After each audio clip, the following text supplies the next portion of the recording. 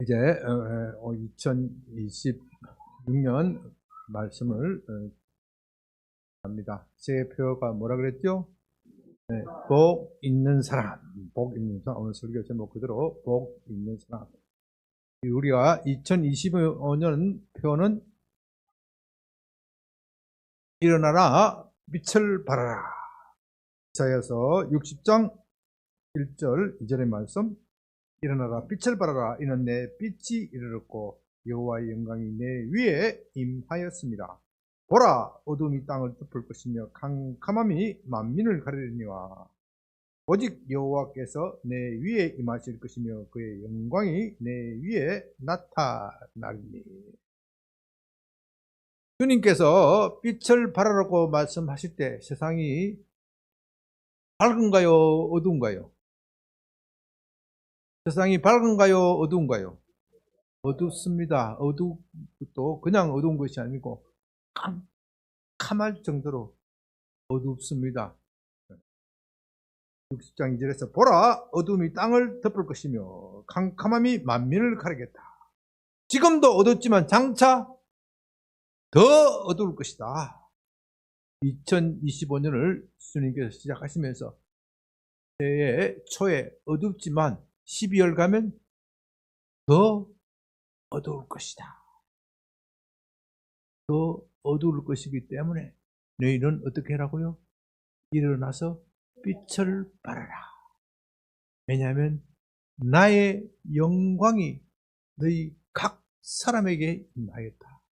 나의 영광이 양변교회 출석하는 여러분 각자에게 임하였다.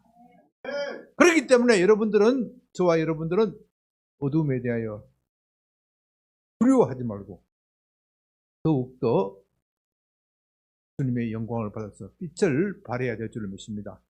사실 우리가 2025년 시작할 때 이 말씀을 받을 때는 그렇게 심각하게 생각하지 못하였습니다. 야, 그냥 일어나 빛을 발하라 했으니까 그냥 우리에게 그냥 좋은 일이 많이 생길 거야. 그렇게 생각을 해있지만 2025년 돌이켜보면 정말 험난한 한 해였습니다. 여러분들이 지금은 12월 지났으니까 다 잊어버리지 모르지만 국가적으로 볼 때 얼마나 어려웠습니까? 탄핵이니 탄핵을 찬성하니 반대니 하니 온 세상이 시끄럽고 대통령을 체포하니 마니 온 세상이 시끄럽고 계엄을 하니 마니 얼마나 혼란스러웠습니까? 그것이 여러분 너무나도 혼란스러웠기 때문에 바로 금년 초에 있었던 일인데 몇 년쯤 지나간 것 같아요? 한 10년은 지나간 것 같아. 대한민국은 이렇게 시간이 잘 가는지 모르겠어. 너무나도 참 나라가 복잡하게 돌아가고 있고 그런 것을 보면 참 제가 연초에 말씀을 받을 때는 장차 어둠이 땅을 덮을 것이다. 2025년 1월달도 어둡지만 10월, 12월달 가면 더욱 어두울 것이다. 그 말씀을 주셨는데 내가 그것은 깨닫지 못하고 그냥 빠질 것이다 하는 희망만 가지고 있었단 말입니다. 금년을 돌이켜보니까 주님께서 왜 2025년 초에 이 말씀을 주셨을까? 이 말씀을 주셨을 때 우리는 금방 대한민국이 좋아질 것처럼 생각했는데 아니 여러분 각자에게도 그렇습니다. 이 말씀을 처음 받을 때 내 삶이 금방 좋아질 것 같았는데 그게 아니라 내 삶은 가면 갈수록 험하고 답이 보이지 않아요. 대한민국 지금 상황이 그렇지 않습니까? 가면 갈수록 답이 보이지 않는 것 같아요. 어떤 사람은 지금 정부에 대해서 너무 좋아하는 사람이 있고 어떤 사람은 너무 싫어하는 사람이 있어. 그것은 어느 역대 정부나 마찬가지 일인데 그 갭이 너무 심하면 나라가 어떻게 돼요? 혼란스러워. 중간층이 있어야 돼요. 중간층. 지금은 중간층이 없어. 중간층이 딱 붙어지고 쉽게 말하면 너무 좋아하는 사람 10%, 너무 나쁜 사람, 나빠하는 사람 10%, 나머지 80%는 좋아도 하기도 하고 싫어하기도 해야 이 중간층이 든든히 버텨줘야 나라가 안정이 되고 전국이 안정이 되는데 지금은 내가 보기에는 좋아하는 사람 40%, 극단적으로 좋아하는 사람 40%, 모르겠어요. 대충 얘기하는 거니까 왜 그런 소리 합니까? 하지 마세요. 대충. 극단적으로 싫어하는 사람 40%, 중간층은 한 20%밖에 안 되는 것 같아요. 그건 내가 대충 하는 이야기니까 좋아하는 사람 50%인데 싫어하는 사람 30%밖에 안 됩니다. 그런 소리 하지 말고. 지금 그거 따지려고 하는 거 아니니까. 30%, 40%, 50% 이게 문제가 아니고 중간층이 부재다. 이런 상황에서 무슨 정치를 해도 올바르게 할 수가 없는 거예요. 그러니까 나라가 점점 캄캄해지고 국민들이 서로 시기하고 미워하고 질투하고 누군가가 정권을 잡으면 저는 빨리 뒤집어졌으면 좋겠다. 그렇게 생각하는 사람들이 많아지니까 나라가 점점 어렵고 힘들어지는 말씀드립니다. 이런 것 때문에 신 목사님이 평소에 보수적인 성향을 가지고 있으니까 정부를 까기 위해서 그런 생각하지 마세요. 아무리 내가 보수적인 생각을 가지고 있어도 강단에서는 내가 정치 이야기를 잘 안 한다 했잖아요. 이 이야기는 대한민국 장래를 위해서 아주 심각한 거기 때문에 이 세상이 이렇게 정치적으로 어두워지고 경제적으로도 마찬가지고 나라의 살림이 힘들어져. 서로 반목하고 시기하고 질투하는 것이 너무나도 심각하게 되었기 때문에 주님께서 말씀하시기를 일어나 빛을 발하라. 정치적으로 말하면요, 중산층을 키워라. 중산층을 키워라. 서로 반목하고 미워하는 시기하고 질투하는 이 사이에서 너희가 중간 역할을 해서 촉매제를 해서 서로 사랑하고 서로 이해하고 서로 부둥켜 안아주는 사회가 될 수 있도록 하라. 그것이 우리 주님께서 양병교회를 향한 한국교회를 향한 소명으로 주신 것이란 말입니다. 그러나 아직 전 25년 12월 달을 맞는 이 시점에서 보면은 우리가 빛을 발하기에는 너무나도 미약하단 말이에요. 미약하단 말이에요. 그러나 한편으로는 우리가 이런 상황을 겪으면서 적어도 우리가 일어났다. 금년을 돌이켜보면 일어났다. 보고는 했다. 일어났다는 말은 대한민국 사회의 문제의식, 문제가 어디 있는지 포착을 하고 그 문제의 해결을 위하여 달려들기 시작했다. 적어도 쉽게 말하면 일절은 했다. 저는 그렇게 생각을 합니다. 여러분들 어떻게 생각하세요? 일절은 했다. 하면 내년은 무슨 해가 돼야 돼요? 2절을 해야 돼. 금년에 일어났으면 내년에는 어떻게 해요? 빛을 발해야 돼. 네.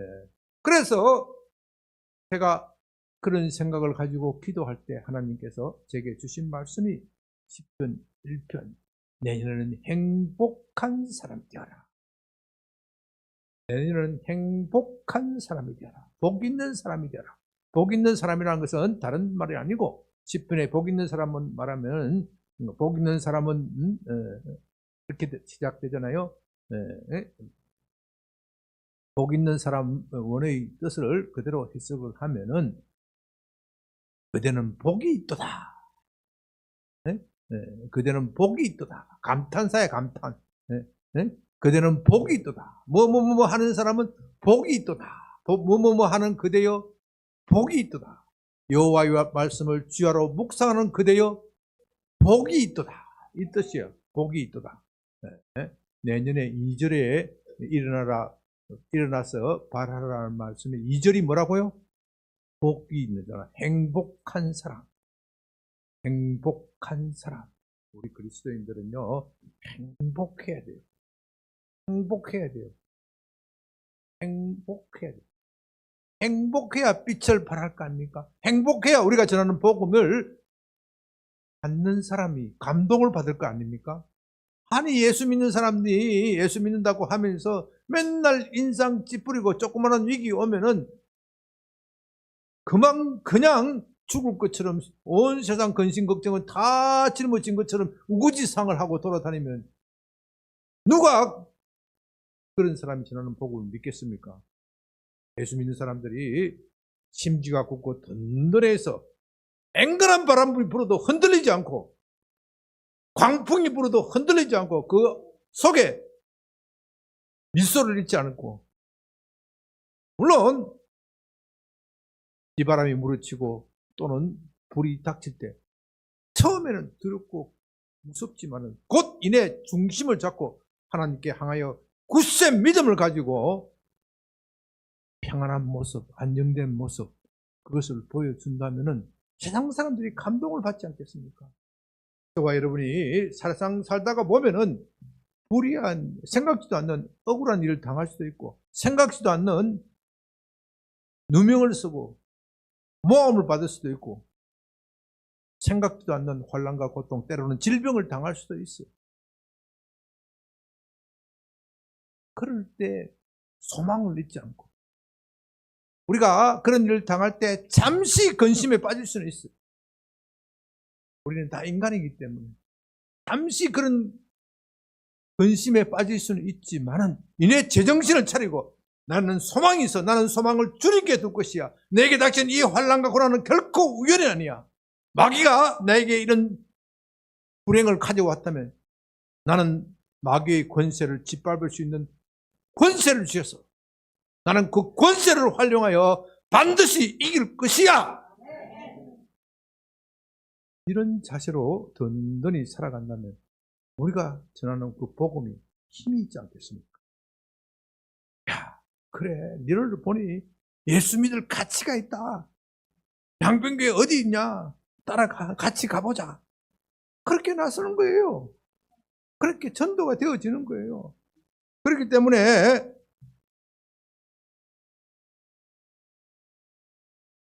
행복한 사람이 되는 것은 우리가 빛을 발하는데 반드시 필수 조건이다. 반드시 갖추어야 할 필수 조건이다. 오늘 우리가 어떻게 해야 과연 행복한 사람이 될 수 있을지 1편을 통해서 좀 살펴보려고 합니다. 우리 그리스도인이 참 불행한 그리스도인이 너무 예수 믿으면서 참 불행에 극복하지 못하고 불행에 넘어지고 자빠지고 우울증에 빠지고 심지어 정신적 치료를 받아야 할 사람들 많이 있다. 안타까운 이야기지만은 예수 믿는다고 하면서 심지어 자살까지도 하는 사람들이 많이 있다. 그게 참 힘들어. 그 신학적으로 자살한 사람이 구원을 받을 수 있을까? 신학적인 논쟁도 많이 벌어지고 자살한 사람이 워낙 속출하기 때문에 신학 이론도 바꿔야 된다. 이렇게까지 이야기하는 세상에 내가 신학적인 자살을 한 사람이 구원받을 수 있을까 없을까? 그 신학적인 이야기를 하자는 게 아니고 예수 믿는 사람들이 왜 그렇게 불행에 빠지고 헤어나지 못하는가? 우리가 그걸 좀 알아야 됩니다. 행복한 사람이 되려면 여러 가지 이유가 있지만요. 첫째는 영적 무지 때문에. 영적 무지. 무식한 게 사람 잡는다고. 이 백성이 지식이 없어 망한다. 지식이 없어 망한다고 그랬어요. 지식이 없으면 망하는 거예요. 흔히 말해서 아는 것이 힘이다. 영적 세계에도 통하는 거예요. 아는 것이 힘이다. 모르면 망한다. 모르면 행복한 것이 아니고 무식하면 행복한 것이 아니고 모르면 당한다. 영적 세계도 통하는 겁니다. 그래서 우리가 이 영적 무지에서 벗어나기 위해서 성경을 읽는 거예요. 또 좋은 신앙 서적을 읽는 거예요. 이 성경을 영적 무지에서 벗어나기 위해서 성경만 읽으면 안 돼. 저나 여러분이 성경의 내용을 다 이해할 만한 수준은 아니에요. 그렇기 때문에 이 성경을 가지고 고민하고 어떻게 해. 또 고민하면서 그것을 하나님의 말씀대로 살아보려고 현실의 삶에서 살아보려고 자기 몸을 던져서 실행한 사람들의 이야기를 들어야 돼요. 그랬을 때 우리는 영적 무지에서 벗어날 수 있는 겁니다. 그래서 고린도전서 11장 1절에서 사도는 말하기를 내가 그리스도를 본받는 자 같이 너희는 나를 본받는 자가 되어라. 사도 바울 자체가 무슨 거룩하다는 것이 아니고 내가 예수님 본받는 거 봤지? 너도 나를 본받아서 예수님을 본받는 자가 되어라. 그런 말씀이에요. 그러므로 그들이 사도를 본받기 위해서는 어떻게 해야 돼요? 사도가 어떻게 살았는지 공부를 해야 돼요. 케이스 스터디, 케이스. 또한 사도 이후에 성경이 완성된 이후의 시대의 사람 많은 그리스도인, 기라성과 같은 그리스도인, 믿음의 영웅들이 있어요. 믿음의 그 영웅들은 사도 바울의 삶이 어떤 삶을 살았는지 그것을 잘 연구해서 고린도전서 11장 1절 말씀대로 바울을 본받는 자가 되고 바울을 통하여 또 그리스도를 본받는 자가 된 수많은 믿음의 정기들이 있어요. 그 사람들의 이야기를 듣고 공부를 해요. 그럴 때 우리가 삶의 지혜가 생기고 위기를 만났을 때 소망을 가지는 거예요. 야, 그들이 어떤 믿음을 가질게 도대체 로마 제국에서 그 무서운 원형 경기장 짐승의 사자의 입을 두려워하지 않았던가. 우리보다도 학식이 많은 사람도 아니고 신분이 높은 사람도 아닌데 그 미천한 사람, 우리말로 하면 무지렁이, 글도 모르고 낯 높고 기억자도 모르는 그 무지렁이 노예들이 말씀을 받았더니 말씀이 뜨거워져서 자기의 생명을 거기에 거는 일이 어떻게 생겨날 수 있는가? 그들을 그렇게 연구하면서 우리의 믿음을 발전시키면서 영적 무지에 벗어날 수 있는 겁니다. 두 번째 우리가 불행한 이유는 마귀의 괴계이기 때문입니다. 마귀가 우리에게 행복을 빼앗아가려고 합니다. 한주에도 말씀을 드렸습니다. 요한복음 10장 10절에서 마귀가 온 이유는 첫째는 도적질하고 두 번째는 죽이고 세 번째는 멸하게 하기 위함입니다. 우리 믿는 사람은 저와 여러분이 진실하게 예수님을 믿었다 그러면 이미 하나님의 아들이기 때문에 그들은 멸하거나 죽이지는 못해. 죽이거나 멸하지는 못하지만 무엇은 할 수 있다고 그랬죠? 빼앗아갈 수는 있다고 그랬어요. 우리가 가진 행복을 빼앗아갈 수는 있어요. 마귀가 욥에게 시험할 때 하나님께서 허락하지 않는 것이 있어. 무엇이에요? 욥의 생명은 건드려지면 안 돼. 욥에게 생명을 건드려서는 안 돼. 그러나 욥의 재산, 나머지 명예, 권세 이런 것은 빼앗아가도 좋다. 그래서 마귀가 아주 신나게 욥의 재산도 빼앗아가고 세상적 지위도 빼앗아가고 행복도 빼앗아가고 비참하게 만드는 거예요. 비참하게. 마귀의 계획을 우리가 알아야 돼요. 이런 마귀의 계획에 대해서는 주님께서 뭐라고 그러십니까? 우리에게 뱀과 정갈을 밟는 권세를 주셨다. 저와 여러분은 뱀과 정갈을 밟는 권세를 가지고 있어요. 그렇기 때문에 지금 내가 겪고 있는 이 불행의 원인이 내가 건강을 잘못 관리했던 게 있을 수도 있고 또 내가 잘못이 내게 있어서 무엇을 잘못 핸들링해서 생길 수도 있고, 그러나 내게 잘못은 없는데 마귀가 줄 수도 있어. 요거를 잘 분석해서 내게 책임이 있는 것은 어떻게 해야 돼요? 내가 잘못한 것을 얼른 회개하고 고치면 되는 거고, 마귀가 내게 주는 것은 어떻게 해요? 대적하고 어떻게 대적해야 돼요? 무슨 권세를 주셨다고요? 바른 권세를 주셨기 때문에 바른 권세를 활용하여 이 귀신들의 마귀의 세력을 밟아버려서 쫓아내어버려요. 세 번째는 우리 신앙의 결론, 믿음의 결론.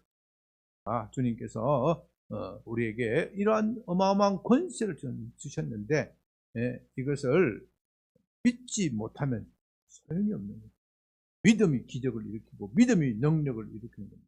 그 외에도 여러 가지가 이유가 있지만은 특별히 세 가지: 영적 무지, 마귀에게 땅의 결력. 이런 것들을 극복하고 어떻게 하면 복을 얻을 수 있을까? 복된 사람이 될 수 있을까? 복이라는 것은 우리나라 사람들이 참 좋아해요.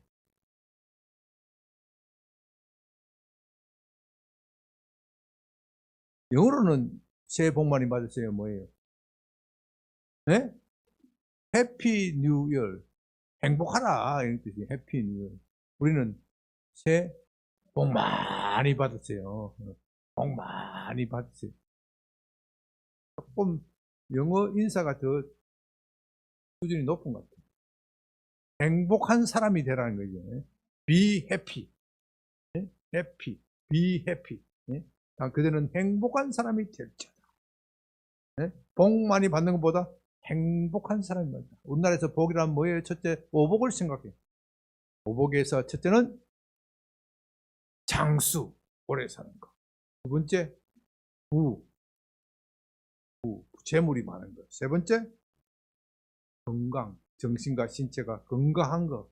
네 번째, 유기에서 복을 말하는 거예요. 네 번째는 덕을 잘 베푸고 남에게 베푸기를 좋아하는 사람, 덕을 좋아하는 것. 다섯 번째는 질병이나 고통 없이 잘 죽는 게 복이래. 그래도 그건 요 다섯 번째는 좀 상당히 좀 차원이 있어. 잘 죽는 게 복이래.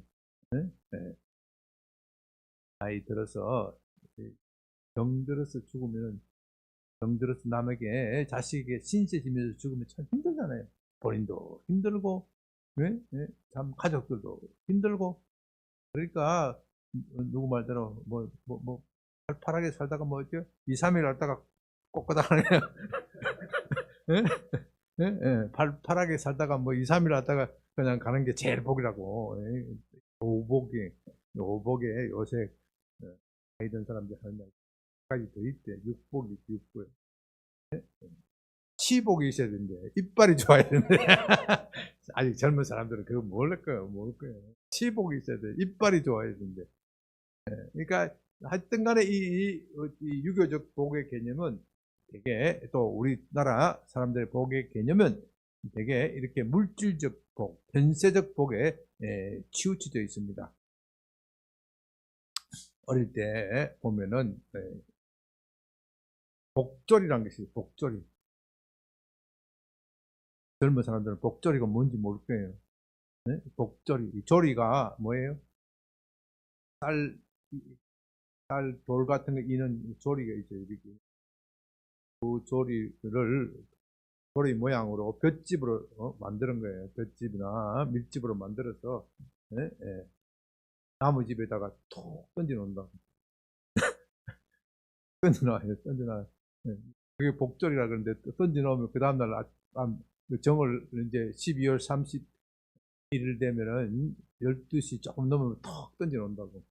요새는 아파트 생활하기 때문에 던져 놓을 수도 없어. 다른 다 단독주택에 던져 놓고 그 다음에 가면 뭐예요? 복값 받으러 온 거야. 그 복값 받으려면 안 줄 수가 없어. 안 줄 수가 없어. 그거 안 주면 복 떨어진다 생각하기 때문에. 그렇다고 그 사람들이 복조리 값을 많이 받는 게 아니고, 요즘 돈으로 생각하면 한 10,000원이나 받을라? 그런 정도 그렇게 큰 부담 없는 돈을 받아서 자기들끼리 뭐 소주도 한잔 하는지 모르겠는데 하여튼 그런 게 있어요. 하여튼 한국 사람들은 복을 너무나도 좋아했어요. 너무나도 한국 사람들은 불행한 세월을 살았어요. 그러나 성경적 복이라는 것은 그런 복도 포함되겠지만 그런 것을 넘어선 차원의 복이다. 좀 쉽게 말하면 안 되는 것 같은데 잘 되는 것, 불행한 것 같은데 행복한 것, 건강을 잃은 것 같은데 소망이 넘치는 것,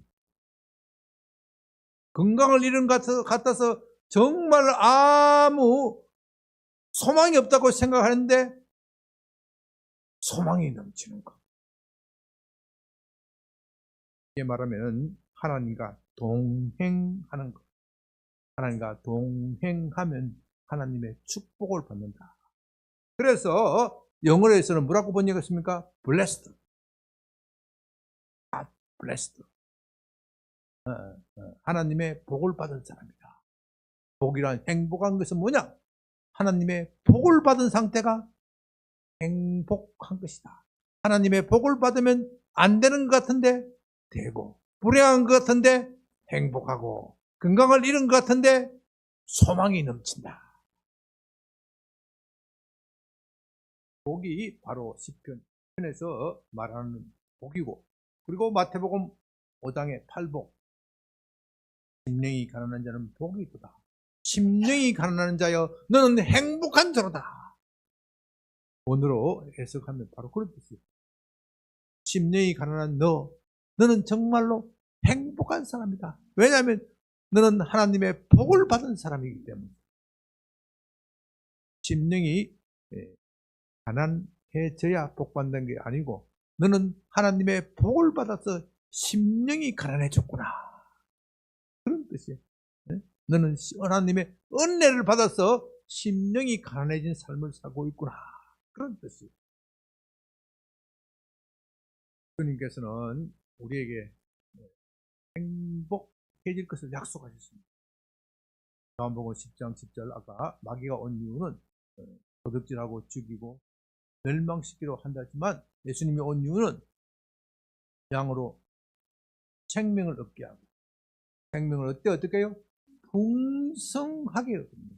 풍성하게. 이 생명이라는 단어는 성경에서 말하는 생명이라는 단어는 유교에서 말하는 장수와는 차원이 달라. 우리나라 사람들이 생각하는 장수와 차원이 달라. 차원이 다른 게 정말로 행복한 것. 정말로 행복한 것. 헬라 철학에서 말하는 지복, 가장 행복한 상태, 가장 완전한 행복한 상태를 말하는 거예요. 가장 완전한 행복한 상태. 가장 완전한 행복한 상태는 헬라 철학에서는 신들이 누리는 행복이다. 주님께서 우리에게 그런 복을 약속하신다. 그런 복을 하신다. 너가 내 말을 듣고 따라오면 내가 너에게 생명을 주되 이런 기복을 풍성하게 주겠다. 째짜게 주는 것이 아니라 풍성하게 주겠다. 풍성하게 주겠다. 이것이 주님의 약속입니다. 그런데 문제는 예수 믿는다고 하면서 그 복을 안 받으려고 하는 사람이 있습니다. 그 복 말고요. 무슨 복? 세상 복을 주소서. 예수 믿는다고 하면서 세상 복을 주셔서 오복을 주시옵소서. 네? 세상 복을 주시옵소서. 주님은 아니야! 지복을 얻으라. 주님 내게 장수의 복을 주셔서 아니야! 내가 오래 살면 뭐해? 내일 당장 죽더라도 보람있게 살고 짧은 생을 살더라도 하나님께 영광 돌리는 삶을 살아야지 참으로 행복한 거야. 그래야 내 영혼이 하나님 앞에 칭찬을 받고 너는 내 영혼이 죽어서라도 하나님과 함께 행복하게 있는 것이야. 주님께서 저에게 주시려는 복은 참으로 행복한 거. 이 시약에 장수의 복, 건강의 복, 이런 정도가 아니다. 그래서 건강의 복을 받은 사람은 주로 그 건강을 가지고 어디 있어요? 세상에서 건강을 복을 받은 사람은 그 건강을 가지고 어디 있어요? 타락하는 데 있어. 그 건강해지면 그거 가지고 맨날 골프나 치고 여행이나 다니고 또 남자들은요 여자들 꼬시는 데나 쓰고 지체 몸 가시하고 여자들은 또 요즘 여자들은 또 만만치 않더라고. 남자들 꼬시고 남자들 뭐 우습게 보는데 막 좀 힘이 뭐 요새 남자들은 막 얻어맞는 젊은 사람들이 많은가 봐. 참네. 세상이 거꾸로 돼서 어떻게 됐는지. 그 건강을 주면은 그 건강을 가지고 하나님을 섬기고 이웃을 섬겨야 되는데 그렇지 않고 그 건강을 가지고 온갖 나쁜 데 다 쓰는 거예요. 그러니까 주님은 그런 건강이 아니고 진짜 건강. 내가 신체의 건강을 줄 때 그 신강으로 이웃을 섬기고 하나님을 섬기면 그 기쁨이 더욱 넘치도록 해주겠다. 이게 참 행복이다. 그 행복을 느끼라. 연말이 돼가지고 제가 동문에 이렇게 가보면요. 이 나이가 되면 하는 소리가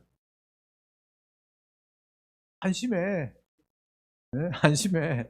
아이고, 내 어디가 아프다. 저기가 아프다. 어디가 아프다. 다들 그 이야기야. 건강이 어떻고, 뭐 하면, 어디에, 하면은 무슨 영양제가 좋다. 무슨 약이 좋다. 뭐가 좋다. 이런 이야기가 주로 이거야. 쭉 돌아가면 막 그런 이야기도 쭉 하는데, 저 차례가 돼가지고, 아유, 어떻게 사느냐고. 뭐 바빠 죽겠다고. 왜 바쁘냐? 목회하려고 그러면 바쁘고 말이지. 또 우리 사람은 또 목회하면 생활비 안 나온다고 나보고 또 말처럼 뛰라 그러네. 내 이 나이 되도록 말처럼 뛰다니면서 돈 벌러 다녀야 되고. 나 바쁘다고. 그래도 말처럼 뛰어다니는 하나님이 건강을 내게 주셨으니까. 건강으로 하나님 섬기고 성도님들 섬기고 또 우리 가족들을 내가 부양까지는 아니고 하여튼 간에 경제적으로 좀 도움이 될 수 있도록 신세는 안 질 정도는 돼야지. 얼마나 감사해요. 이거 얼마나 감사해. 그게 복이지. 내가 그렇지 않고 제 나이에 비해서 현재 어릴 때는 진짜 젊었을 때는 진짜 건강이 약했는데 하나님이 건강에 은혜를 주셔가지고 한 10몇 년 동안 잔병을 거의 알아본 적이 없어. 우리 김평숙 목사님은 잔병을 많이 하는데 그런데도 나보다 건강한 것 같아. 병원에 자주 가가지고 나는 병원에 잘 안 가요. 병원에 잘 안 가. 하나님이 복을 주셔가지고 하는데 그래서 우리가 이 건강함을 가지고 하나님께 영광 돌려야 된다. 그렇다고 건강 약한 사람들이 하나님의 복을 받지 못한 것이 아니다. 그런 뜻은 또 아니다. 그런 것은 아니다. 하나님께서 연약할 때는 연약한 대로 또 은혜를 주시고 그 연약함을 통하여 내게 무슨 일을 이루시려 하시는가. 거기에 집중해야 돼요. 거기에 건강하다고 해서 교만 떨지 말고 건강하지 못하다고 해서 기죽지 말라. 재물이 많다고 해서 교만을 떨지 말고 재물이 없다고 해서 기죽지 말라. 이래도 좋고 저래도 좋고. 그러니까 모르겠습니다. 착각인지 모르지만 내 얼굴을 보면요. 내가 내 얼굴을 보면 한 50밖에 안 되는 것밖에. 상당히 비웃네. 나 50밖에 안 보이는 것 같아. 내 얼굴 보면. 얼굴 좋다. 얼굴 좋다. 나 맨날 아직 나한테 나 스스로 칭찬한다고. 아멘? 여러분 스스로 자기 스스로 칭찬해야 돼. 예? 자기 스스로 칭찬해야 돼. 예? 아, 참. 예?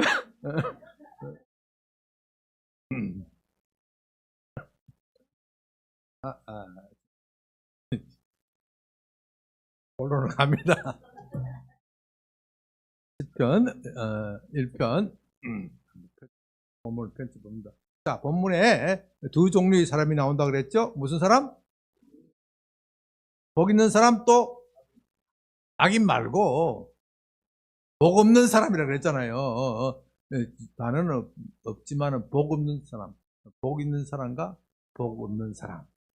악인은 복 없는 사람의 대표적인 전형이에요. 복 있는 사람, 복 없는 사람. 자, 복 없는 사람은 어떤 사람이 복 없는 사람이냐? 1절. 악인의 꾀를 따르는 사람. 번째, 개인의 길에 들어서는 사람. 세 번째, 오만한 자의 자리에 앉는 사람. 요게 복 없는 사람의 전형이에요. 그러니까 요게 이 세 단계를 거쳐서 그렇다고 했죠. 첫째 단계, 꾀를 쫓는 것. 꾀를 쫓는 것. 악인의 꾀, 악인이 이 꾀라는 것은 지략, 카운슬, 악인이 소곤소곤 속삭이는 거예요. 요즘 젊은 사람들은 주식에 관심이 많으니까 이 작전하는데 들어와라. 작전하는데 들어오면 작전 뭔지 알지요? 네? 네. 작전 세력, 뭐 김건희 여사가 작전 세력에 가입했다가 가입했는지 안 했는지 잘 모르겠네. 네? 하여튼 그걸 혐의를 받고 있잖아요. 네? 네. 주가를 조작을 하면은 뻥 튀기면은 수십 배, 심지어 수십 배였고 튀기고 얼른 빠지면 된다. 이게 작전이에요. 악인이 꽤. 그러다가 지가 작전 세력에 당할 수가 있고 또 그러다가 또 어떻게 못하면 은팔찌 짠다. 은팔찌 알죠? 쇠고랑 찬다. 은팔찌 짠다. 이게 악인의 꾀야. 그런데 이 악인의 꾀가 제가 말씀드렸죠. 밖에 있는 것이 아니라 어디 있다고요? 내 안에. 밖에 있는 악인의 꾀는 물리치기가 쉬워요. 물리치기가 쉬운데 내 안에 있는 악인의 꾀는 분별이 잘 안 될 뿐만 아니라 분별이 된다고 하더라도 물리치기가 힘이 들어. 이상하게 사람은요, 자기를 사랑하는 것이 너무 강해가지고 남이 잘못 저지르는 것을 보면 눈을 부라키고 잘못했어 하다가 내가 잘못한 거는 뭐라 그래? 뭐 그 정도쯤이야. 뭐 하나님도 그 정도쯤은 봐주시겠지. 내가 그래도 양변교회 열심히 출석하는데 하나님도 그 정도는 봐주겠지. 요게 바로 내 속에 있는 악인의 꾀야. 내 속에 있는 악인의 꾀. 내 속에 있는 악인의 꾀에 넘어가게 되면 밖에 있는 악인의 꾀에 넘어가게 되면 죄인의 길에 서게 됩니다. 이 악인의 꾀와 관련해서 사탄이 우리에게 악한 생각을 심어요. 사탄이 악인의 우리도 나도 모르는 사이에 사탄이 악한 생각을 심어줘요. 이 사탄이 심어주는 생각을 캐치하고 그것을 물리쳐요. 어느 정도 물리쳐야 되느냐.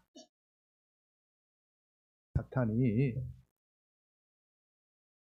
성경에 뭐 그렇게까지 자세한 이야기는 없는데 사람의 잠재의식을 잘 활용하는 사람의 상처를 잘 활용하는 것. 사탄은 사람의 상처를 잘 활용해서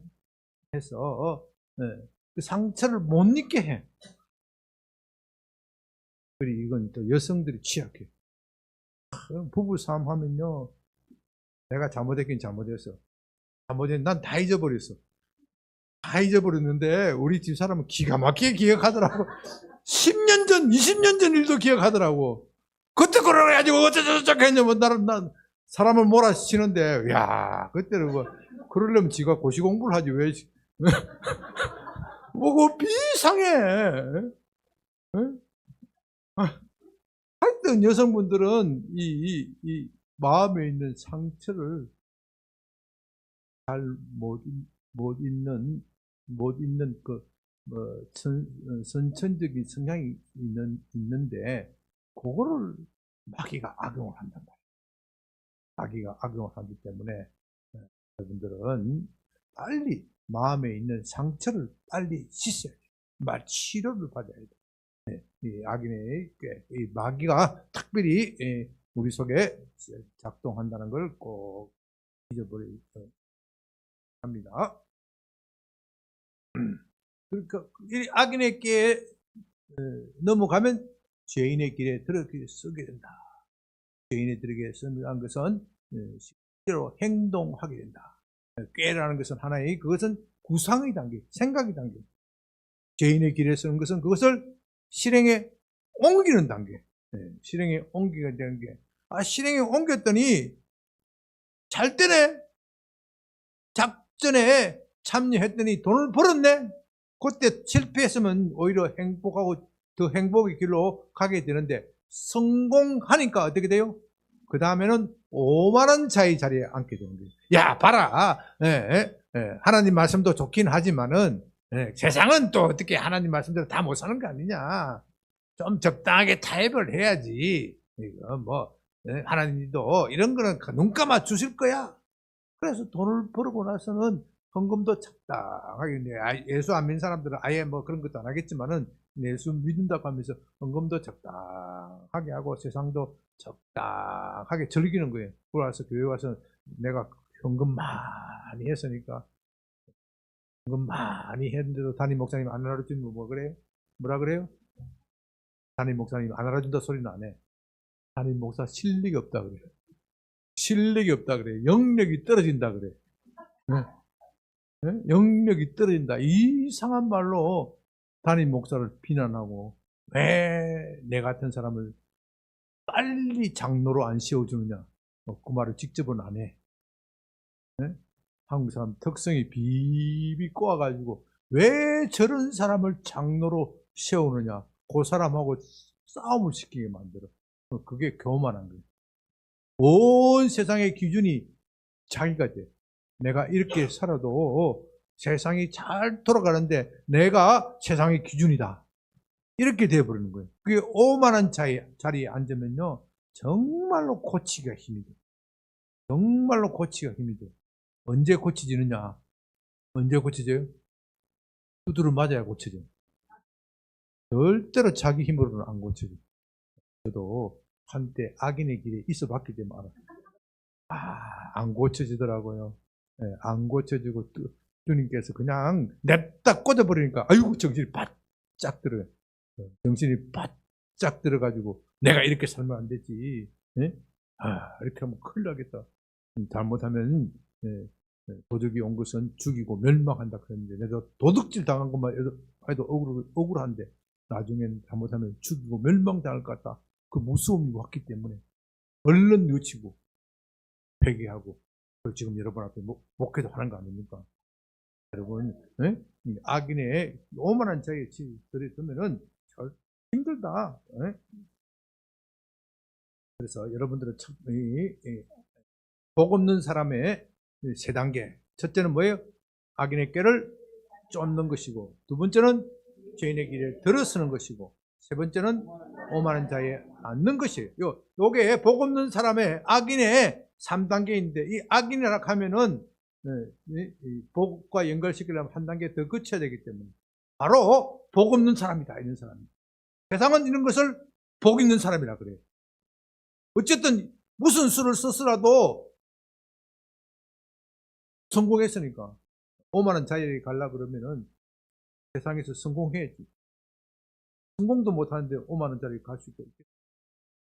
어쨌든 성공했으니까 빌딩도 사고, 세상에서 권력도 차지하고, 뭐도 하고 다 했으니까, 성공했으니까 오만한 자리에 앉는 거예요. 그러나 하나님은 이런 자는 행복한 것이 아니다. 왜냐? 다들 그 이유가 나옵니다. 복 없는 사람들의 결과, 악인들의 결과입니다.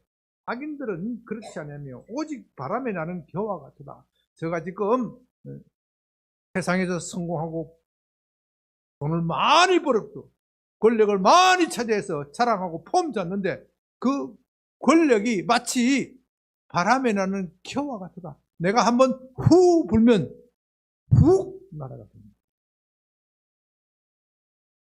그야말로 세상적으로 운이 좋아가지고 겨가 딱 붙어있는 방법이 있어요. 뭐가 있어요? 물기가 있어야 돼. 물기가 있으면 딱 붙어있어. 그러나 그 물기도 조금 있으면 말라. 마르면 푹 하고 날아간다. 푹 하고 날아가면 어떻게 되냐? 5절. 악인들은 심판을 견디지 못한다. 심판을 언젠가는 심판할 날이 있다. 여러분, 심판에는 두 가지 종류가 있다고 제가 말씀드렸습니다. 첫째는 최후의 심판이 있고, 두 번째는 중간 심판이 있어요. 최후의 심판만 생각하면 안 돼. 하나님께서 최후의 심판만 생각하면은 이 인류의 역사가 제대로 돌아가지가 않아요. 하나님께서 때때로 직접 역사에 개입해서 중간 심판을 하셔요. 그렇기 때문에 역사상 악독한 사람들은 하나님의 중간 심판을 다 받았어요. 헬러도 한때 그렇게 엄청난 권력을 휘두면서 전 유럽을 장악을 하고 온 세상을 놀라게 했지만은 결국 하나님의 심판을 받아 중간 심판이에요. 중간 심판을 받아 스스로 자살을 합니다. 그러니까 뭐 세상 권력은 다 언젠가 세상의 악인들은 하나님께서 중간 심판을 하시는데 우리가 보기에 저 중간 심판에 통과하고 그냥 장수에서 산 사람이 있어. 그 사람은 어떻게 해요? 마지막 심판이 있다 이 말이에요. 네? 걱정하지 마라. 걱정하지 마라. 중간 심판을 받은 사람은 그래도 좀 낫다. 왜? 회개할 기회라도 가지고 있는데. 중간 심판도 안 받고 세상 사람들 보기에는 저렇게 악당이 세상의 부와 명예와 근세를 누리면서 행복하게 살까? 오늘 나중에 그것은 어디로 보낸다? 지옥의 가장 따끈한 아랫목으로 보낸다. 그거를 위해서 하나님께서 예비하셨다. 그러니까 그런 건 걱정할 필요가 없다. 악인들은 반드시 심판받고 죄인들이 의인의 회중에 들지 못한다. 행복하지 못한 사람이 행복한 사람들의 클럽에 가입하지 못한다 이거예요. 네? 반드시 그렇게 되어 있다. 그러니까 너희는 이 악인들을 부러워하지 말라.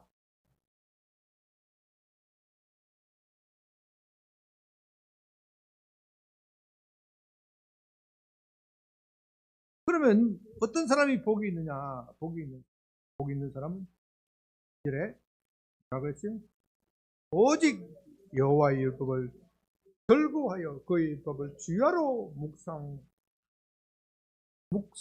주야로 묵상. 복 있는 사람의 그 결과가 어떠냐? 3절. 그는 시냇가에 심은 나무가 철을 따라 맺으며 자기가 마르지 않음 같은 그가 다 형통하리라. 하나님이 복을 주시는 사람의 특징은 한 단어로 말하면 형통.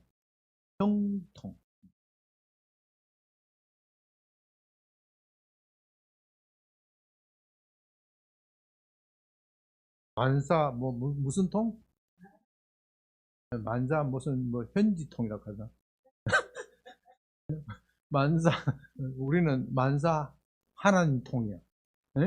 우리는 세상 사람들은 만사 권력통이지만 우리 예수 믿는 사람은 만사 하나님 통이야. 하나님 만사 하나님 편에 붙으면 만사가 형통하는데 어떤 형통복이냐? 자, 여러분 이 3절이 참 중요해요. 시냇가에 심은 나무가 된다. 저와 여러분들은 이 시냇가에 심은 나무라는 개념에 대해서 좀 이해하기가 어려워요. 왜냐? 우리나라에는 물이 많기 때문에 어디다 나무를 심어도 잘 때 산꼭대기에 그냥 바위에 안 심는 다음에 흙이 있는 땅이라면 어디가 심어도 꼽아놔도 그 다음에 가보면은 뿌리 내리고 잘 살아. 근데 팔레스타인은 달라요. 팔레스타인은요, 여러분들이 몽골이나 키르기스탄 이런 건조한 지역에 가면요, 아이, 나무가 거의 없어. 어디에 있나? 그 물가 쪼르륵 흐르면 그 물 주위로 쭉 나무들이 쫙 있어요. 나무들이 쫙 있어요. 여기다가 이 이스라엘은요, 와디라는데, 와디라는 것은 비가 올 때만 하천이 형성되는 거예요. 강도 아니고 하천이에요. 강도 하천. 평소에는 뭐예요? 사막이에요. 똑같은 사막인데 비가 와야 하천인데 그 시냇가에 심은 나무는 그 와디에 심겨진 나무는 말합니다. 와디에 심겨진. 그 시냇가에 심은 나무는요, 그 와디에 심겨진 나무는 그 겉으로 보기에는 땅이 건조하고 마른 것 같은데 그 밑에 뭐가 있어요? 물이 흐르는 거예요. 그 밑에 물이 흘러. 그 뿌리가 그 밑에 그 물 근원에 다 있기 때문에 이게 얼마나 잘 되는지 모르겠어요.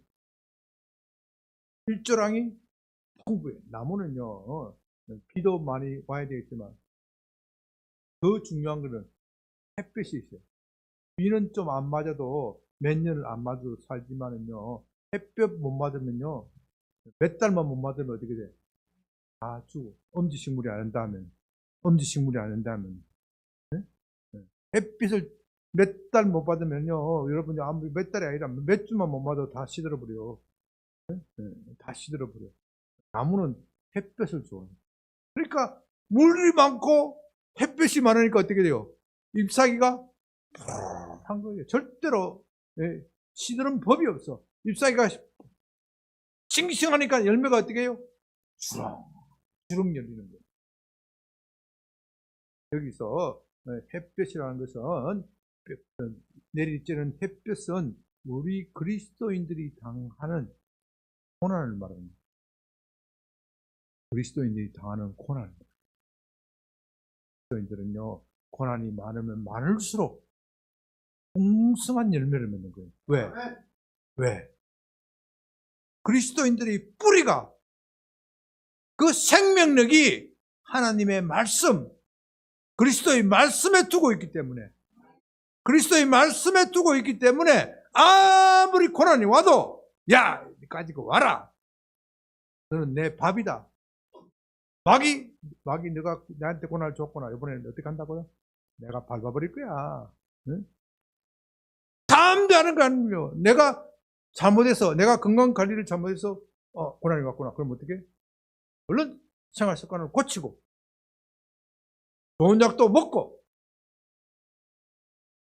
실망하고 자살할 필요가 없는 거예요. 하나님께서 내가 겸손하게 하라고, 겸손한 삶을 살라고, 나의 눈을 낮추게 하시려고 이런 고난을 허용하셨구나.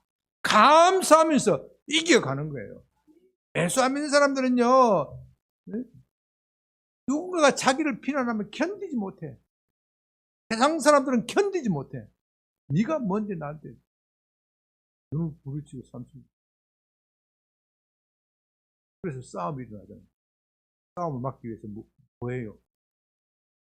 뒷담화를 하잖아요.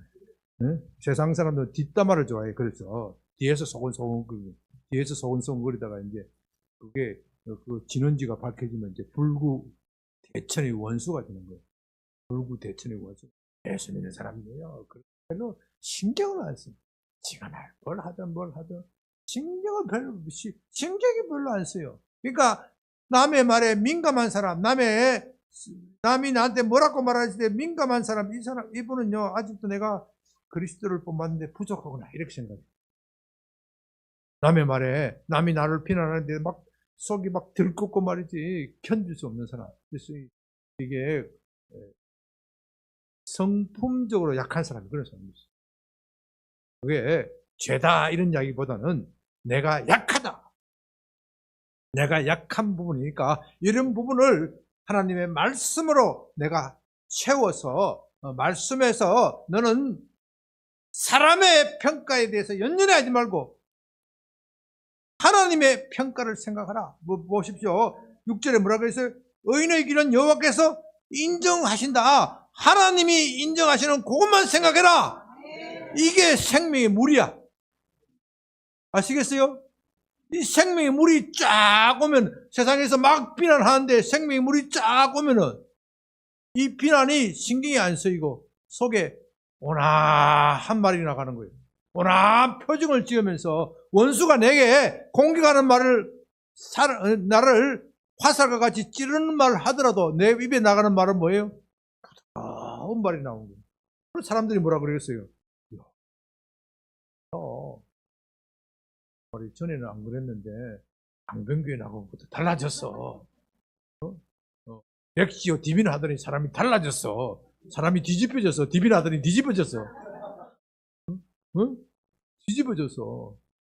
그게 열매란 말입니다. 그게 신앙의 열매야. 네? 그게 신앙의 열매야. 네? 그러니까 환란이 오면 올수록 우리는 더욱더 말씀의 물을 받아서 광합성 작용을 일으켜서 풍성한 열매를 맺는 거예요. 풍성한 열매를 맺는 거예요. 그러니까 저와 여러분은 환란을 걱정할 필요가 없는 거예요.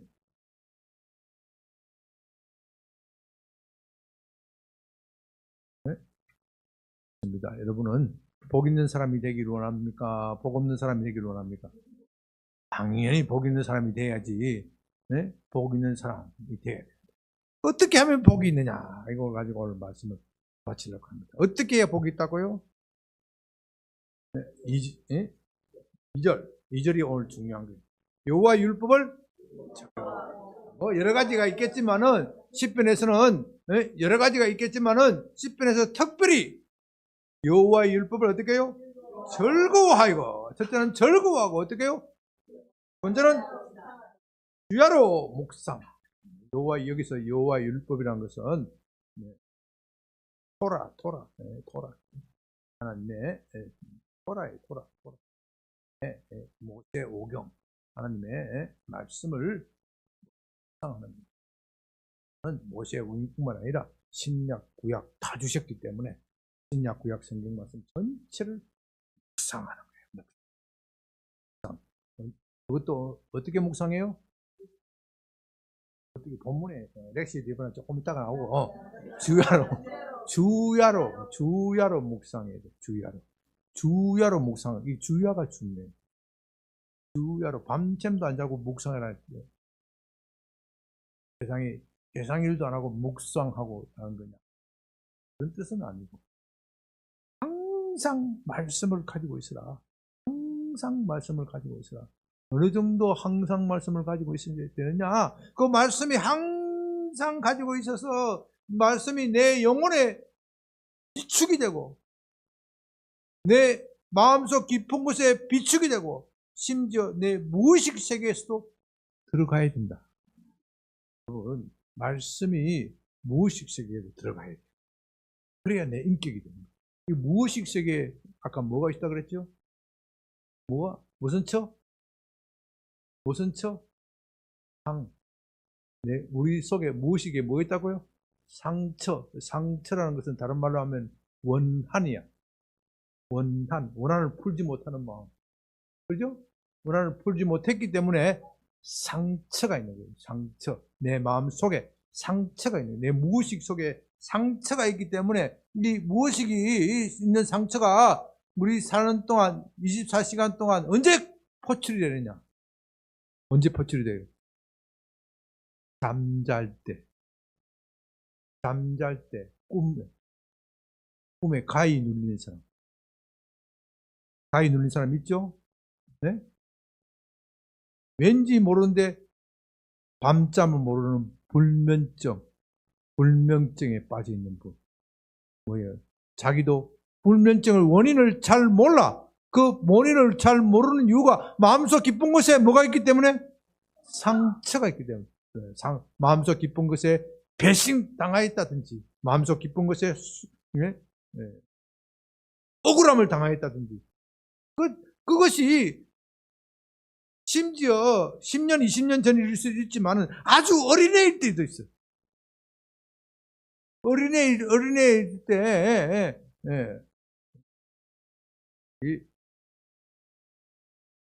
자랄 때로, 요즘 우리 애들 키울 때는 그런 말을 잘 안 하는데, 우리 자랄 때는 형들이 돌린다고. 저는 대가족이 살았거든요. 삼촌도 계신데 나를 많이 놀렸어요. 놀린다고 뭐라 그러냐면 너 저 다리 밑에 주워왔다 그래. 다리 밑에 주워왔다 그러고. 그런데 뭐 한 사람이 그렇게 하면 뭐 어떻게 하는 거야? 에이 그러지 말라 하면 안 되는데. 이게 한 사람이니까 옆에 사람도 그러고 형님도 그러고 뭐 삼촌도 뭐 여러 명 있었다고 이런 일도 뭐 나중에 돌아버리겠더라고. 와 나 진짜 주워 왔나 보다. 눈물이 막 가까가까 그러고. 다행히 저녁에 아버지가 와서 너 주워온 놈이 아니야. 그때 마지막에 톡톡 두드려주니까 내가 살았지. 이런 게 상처가 되는 거야. 어릴 때 그 농담 한마디가 상처가 되는 걸 수가 있어. 그것 때문에 가위 눌리고 말이지. 원인, 자기도 모르는 불안에 시달리는 사람이 있어. 근데 사소한 말 한마디가 비수처럼 찌를 때가 있어. 그 사람이 마음이 연약할 때가. 그런 게 있는 거예요. 그런데 그걸 나도 잘 몰라. 이것이 하나님의 말씀으로 치유가 돼. 말씀에 치유가 되고, 설사 네 부모가 너를 버릴지라도 나는 너를 안 버린다. 요 말씀에 치유가 돼야 돼. 치유가 될 정도로 돼야 된다. 그렇게 하면은 꿈도 좋은 꿈을 꿔요. 좋은 꿈. 잘 되는 꿈을 꾸는 거예요. 잘 되는 꿈. 혹시 잘못되는 꿈을 꾸면 어떻게 하라 그랬죠? 해석을 잘하라 그랬잖아요. 해석을 잘하라는 거야. 예수 믿는 사람은 흉몽도 길몽이고 길몽도 길몽이고 그러면 점점 흉몽이 없어져. 마귀가 장난쳐봐야 저 길몽으로 해석해서 더 좋은 길로 만드네. 짜증이 나가지고 이 방법을 안 되겠다 하고 이건 태각이다 이렇게 나오는 거예요. 그러니까 이 하나님의 말씀을 우리가 자꾸 먹되 내 의식 속에 무의식 속에 깊이 뿌려 박혀서 나의 인격이 되도록 해야 된다. 마치 시냇가에 심겨진 나무 와디에 있는 그 나무가 그 물길을 찾아서 땅속 깊은 곳까지 가서 자기 뿌리를 대듯이 우리 영혼에 하나님의 말씀이 우리 영혼 깊은 곳에 와서 자리를 잡도록 해야 돼. 그러니까 이 하나님 말씀을 내가 통독해서 끝났다 그렇게 한다고 영향이 전혀 없는 건 아니겠지만은 별로 영향력을 못 미친다니까요. 여러분 나무에 가물을 쓸 때요. 저는요 이 여주에서 소망기도 소장 하다 보니까 식물들 가꿀 기회가 많이 있었어요. 뭐 어떤 해는 진짜 가물 때가 있어요. 그럼 가물 때는 물 줘야 되잖아요. 물 줘야 되는 거. 물이 촉촉한 것 같아. 나무에 자라는 친구가 직원이래 여기 소장님 요 물 촉촉한 것 같죠? 요 물요 요거는요 2, 3cm밖에 안 내려갔어요. 겉보기에는 촉촉하게 젖은 것 같지만요 요 물이 뿌리에까지 내려가려면은 요렇게 콸콸콸콸 1시간 이상 줘야 됩니다. 그래야 비로소 큰 나무는 조금 먹는 것 같아. 네? 네? 그냥 여기 물이 홍근하게 젖어 있으니까 물 다 먹은 것 같지요? 금방 날아가고요. 흔히 하는 말로 간의 기별도 안 갑니다. 코끼리 비스켓밖에 안 돼요.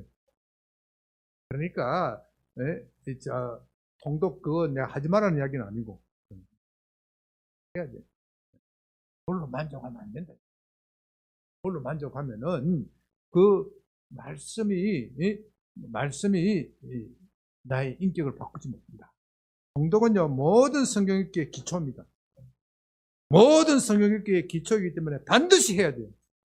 반드시 해야 되지만은 그것만 가지고 있으면은 진짜 말씀의 위력이 안 생긴다. 그래서 시편 말씀에는 통독하라 하는 것이 뭐라 그래요? 주야로 묵상하라 그랬어요. 주야로 묵상. 주야로 통독하라가 아니라 주야로 묵상하라 그래요. 묵상. 주야로 묵상. 묵상이라는 단어는요. 우리나라 번역이 묵상이라고 했는데 이것도 조금 잘못. 묵상하면은 성경 한 구절 짧다 생각하고 그게 아니에요. 네? 오늘 시편 말씀 1편을 주셨잖아요. 오늘 돌아가면서 집에 가면서 계속해서 읽는 거야. 이 시편 말씀을 읽으면서 또 생각하고, 읽으면서 또 생각하고, 이건 뭐 암송하려고 이런 마음만 먹으면 금방 할 수 있잖아요. 뭐 전체적으로 다 안 되면 뭐 1절부터 암송할 되는 거고, 하면서 뭐 자꾸 소리 내서 읽으면은 나중에 자동적으로 암송이 되는 거예요. 자동적으로 암송. 나이 드신 분들이 많기 때문에 저는 성경을 암송하라고 말은 잘 안 해요. 암송하라 그러면은 나이 드신 분들은 도망가 버려요. 암송하라지 말고 성경 뭐예요? 말씀 카드를 가지고 꺼내놓고, 여기 조재일 변호사님 이렇게 무행함이 나오는데, 우리 강 집사님이 남편 전도해달라고 명함을 주셔서 이렇게 말씀 카드를 가지고 한번 있는 거예요. 그러나 귀신들이 너희에게 항복하는 것으로 기뻐하지 말고 하늘에 기록된 것으로 기뻐하라 하신다. 이걸 가지고 계속해서 읽다가 보면은 자동적으로 암송이 돼. 언제 읽냐? 나도 이거 늘 항상 이마에 붙였다는 게 아니니까. 실제로 읽고, 지하철 타고 가면서도 읽고, 지하철 안에서도 읽고, 수시로 읽는 거예요. 그럼 나중에 보면 일주일 지나면 자동적으로 암송이 되는 거예요. 자동적으로. 암송이 되는 거예요. 그걸 말하는 거예요. 암송은 비둘기가 구구구구 하잖아요. 구구구구구 소리 내는 거, 그게 암송이에요. 소리를 그렇게 비둘기가 구구구구 하듯이 옛날 우리 선비들이 하늘 전 따지 하는 거 있잖아요. 그게 암송이에요. 우리 선비들이 천자문 읽을 때 속으로 읽었어요? 소리 내어서 읽었어요? 소리 내어서 하늘 전 따지 하면 참 낭낭하게 하면 듣기도 좋고 잠자기도 좋잖아요. 그러니까 암송을 하다 보면 잠도 잘 와. 불면증 가지신 분들은 성경을 소리 내서 암송하면은 자기도 모르게 고 잠들어 있어. 은혜 속에 잠들어 있는 거예요. 그거를 주야로 실행하라. 시간이 날 때마다 하라. 시간이 날 때마다 유튜브 보지 말고, 시간이 날 때마다 핸드폰 꺼내지 말고, 하나님 말씀 카드를 꺼내서 읽어라. 읽으면 이것이 점점 너의 심령에 박혀서 이 말씀이 너를 보호하고 지켜준다. 말씀이 너를 악한 깨로부터 지켜준다. 사탄의 꾀계에서부터, 사탄의 생각이 너에게 잘못된 생각을 심어줄 때 말씀이 너 안에 박혀 있으면 그것을 튕겨내 버립니다.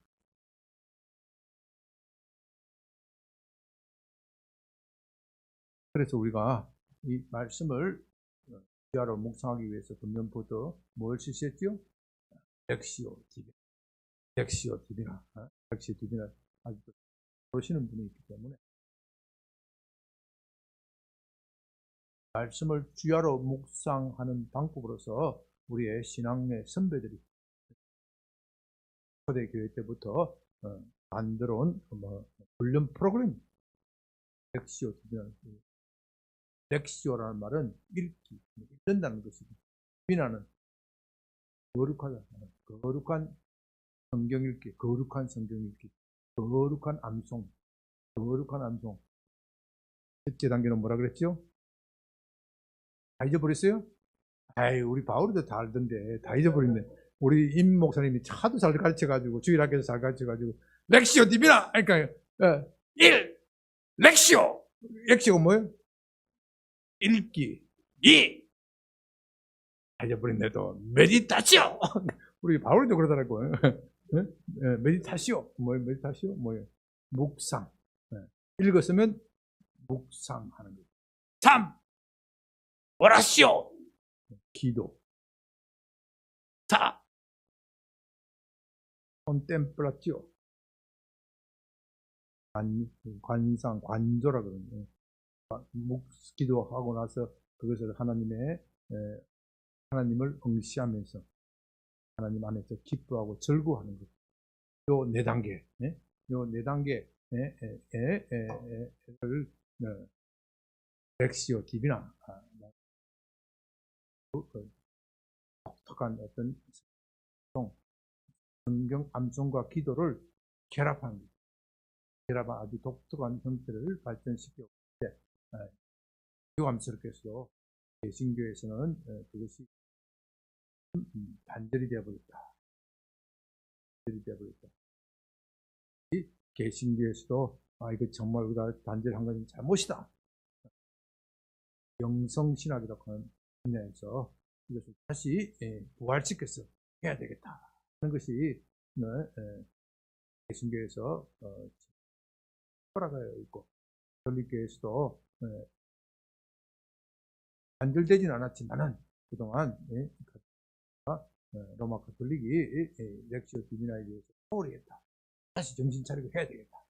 그렇게 해서 세계적으로 신과 구교할 것 없이 렉시오 디비나에 대해서 새로운 발견을 하고 해 보았더니 좋은 열매를 많이 맺고 있다. 그런 보고가 있습니다. 저도 이것을 하면서 했었고, 일부 시행을 하다가 나오고 다시 목회 현장에서 어떻게 접목할 것인가. 2년부터 그렇게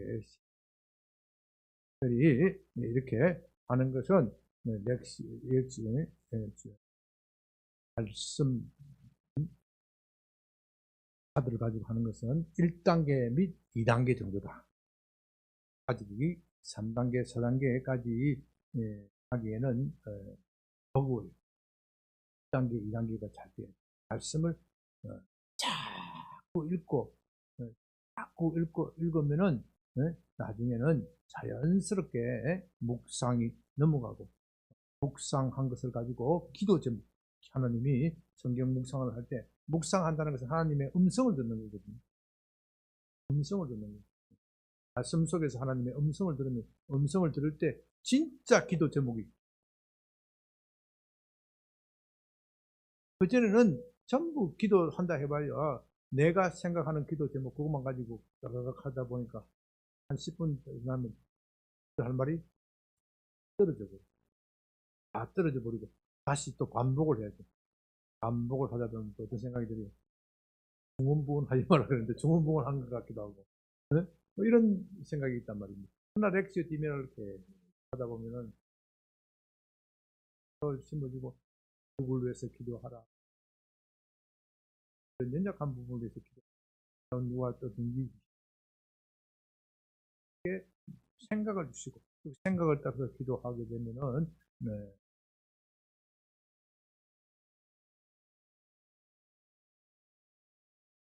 다시요. 나중에는 하나님께 감사하고 하나님 안에서 기뻐하고 즐거워하는 것.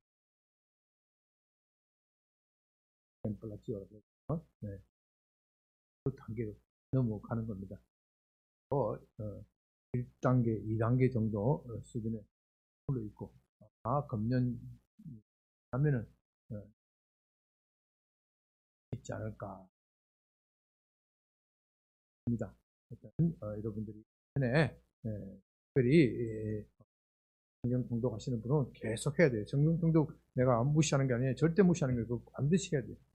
성경 통독은 기본이고, 거기다가 어떻게 하면 묵상할 수 있는지.